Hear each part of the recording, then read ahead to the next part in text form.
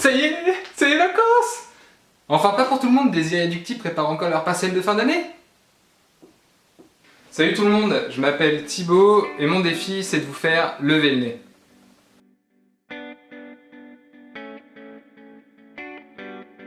Pour ceux qui viennent d'arriver, chaque semaine je fais entre 1 et 2 vidéos et je vous pose cette question. Où est-ce que j'ai pris cette photo? Pour tous ceux qui peuvent pas partir en vacances, je vous propose de la recherche dans Paris. Le concept est simple, comme je vous ai dit, je vous propose une photo et votre but c'est de me donner son emplacement. Si vous regardez toutes mes vidéos à partir de la première, vous pouvez faire vraiment une journée sympa dans Paris et découvrir des endroits vraiment magnifiques. Mardi, je vous ai posé une question. Je vous ai demandé où avait été prise cette photo.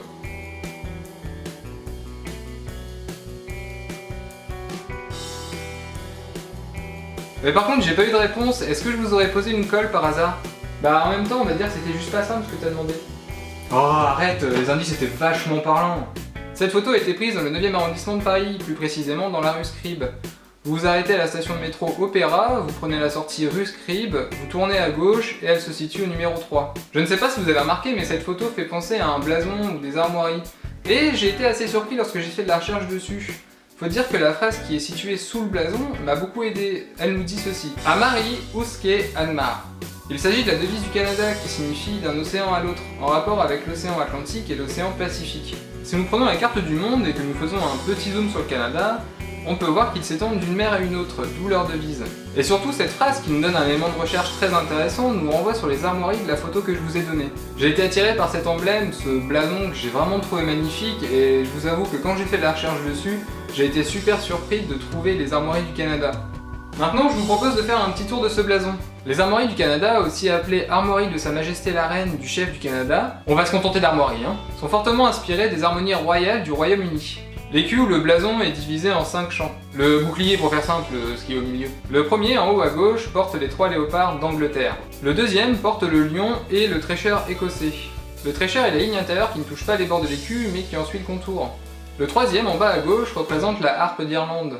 Ces 3 quartiers sont les mêmes que les 3 premiers quartiers des armoiries britanniques. Le 4e quartier d'azur porte les 3 fleurs de lys d'or de l'écu de France et rappelle que le Canada a d'abord été colonisé par le Royaume de France. Le 5e champ occupe la Champagne et porte une tige de 3 feuilles d'érable rouge, un symbole proprement canadien. Ces feuilles étaient d'abord vertes pour symboliser la jeunesse et la vigueur du pays. Elles devinrent rouges par la suite pour s'accorder avec les couleurs officielles du Canada. Le blason les dit au naturel et elles peuvent donc être de n'importe quelle couleur de feuilles d'érable naturelles. Dans cette vidéo, je me concentre uniquement sur le blason, mais je vous ai mis en description le lien qui vous renvoie sur le détail des armoiries du Canada au complet. Donc je vous invite à descendre juste en dessous, à lire la description, si vous avez envie d'aller plus loin sur le sujet. J'ai fait ma première vraie balade dans Paris en mode backpackers, avec mon appareil photo et mon trépied sur le dos, afin de lever le nez et découvrir les environs. Backpacker, ça veut simplement dire sac sur le dos. On dit souvent ça des personnes qui partent en road trip ou sur la route, si vous préférez. Pour vous donner une petite idée de mon trajet, je suis parti du métro Bastille et je suis arrivé au métro République. Par contre, je vais pas vous dire par où je suis passé parce que c'est à vous de le découvrir. Et pour ce faire, c'est un peu le but de cette chaîne, je vais vous montrer les photos que j'ai prises. On va commencer tout de suite avec la première de cette série, ça va être celle-ci.